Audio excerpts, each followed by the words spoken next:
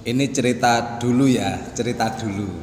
Zaman dulu itu entah kalau yang lain, kalau seusia saya dulu, terutama saya sendiri sih, melihat negara itu dengan mata mata sebelah lah begitu. Dan mungkin diikuti oleh masyarakat-masyarakat yang lain. Melihat negara itu kadang-kadang kita lihat dengan sebelah mata. Bukti pada saat itu ya, pada saat itu tahun berapa ya, 80-an atau sampai 90-an lah begitu, kurang lebih lah tahun 80-an sampai 90-an. Itu orang tua jarang menyekolahkan anak ke SDN, itu jarang. Orang tua jarang memasukkan anaknya ke SMPN, jarang. Apalagi SMA negeri, hampir tidak ada pada saat itu. Rata-rata orang tua menyekolahkan anaknya tidak ada lain kecuali di madrasah. Tahun itu loh ya, entah kalau sekarang tidak tahu. Rata-rata anak-anak orang tua dulu tidak ada yang menyekolahkan putra-putrinya ke SMP negeri, SMA negeri ataupun SD negeri. Rata-rata masuk di madrasah. Sehingga hampir pada saat itu sekolah negeri, SDN, SMP, N atau SMA tidak ada pada saat itu, saking sepinya. Karena apa ini terjadi? Karena budaya masyarakat, asumsi masyarakat melihat negara itu dengan sebelah mata. Terutama saya sendiri ketika awal-awal masuk sanawiyah, baru sadarkan diri, ibu bapak sekalian, mungkin bapak tidak jauh dengan saya. Baru sadarkan diri itu sekitar kelas 2 aliyah atau kelas 3 aliyah. Saat itu baru sadarkan diri betapa pentingnya kita mempunyai perasaan cinta terhadap negara. Baru sadarkan diri betapa pentingnya kita ini cinta terhadap negara Indonesia.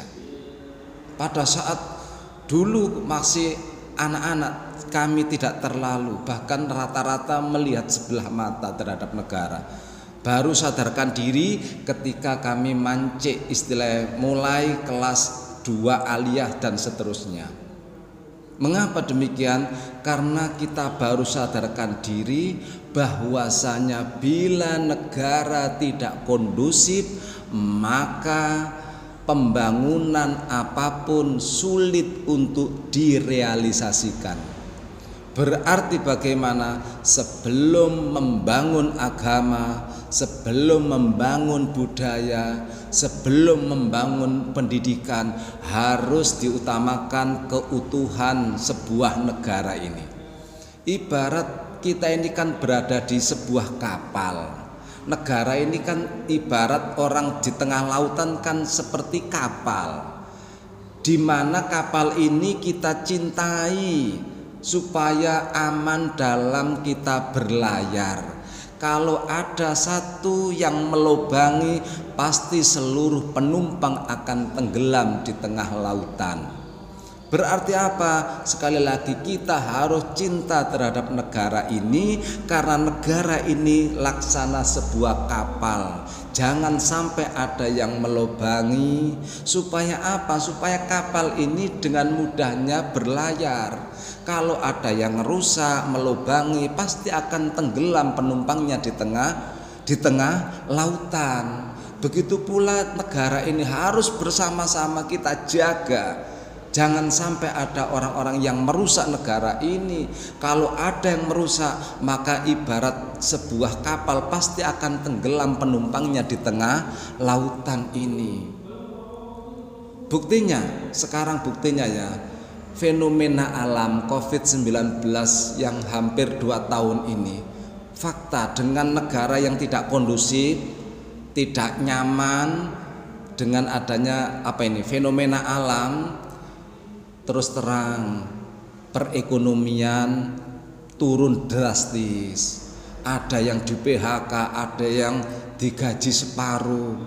Pendidikan terbengkelai, iya kan? Masyarakat cemas dan takut, takut dan cemas. Untung bangsa Indonesia ini mempunyai pemahaman agama yang kuat sehingga semuanya finishingnya lari kepada Al-Khaliq. Untung kita ini masih punya pegangan agama sehingga ada problematika kecemasan dan lain sebagainya, kita kembali lari kepada Allah Subhanahu wa taala.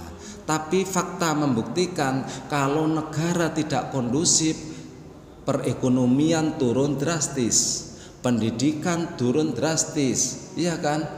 Masyarakat cemas. Lah kalau sedemikian ini mana mungkin bisa membangun dengan maksimal.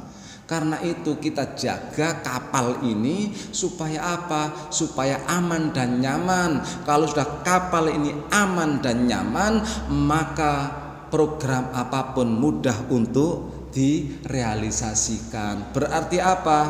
Samboyannya para ulama kita ugemi, hubbul waton minal iman, cinta tanah air bagian dari iman.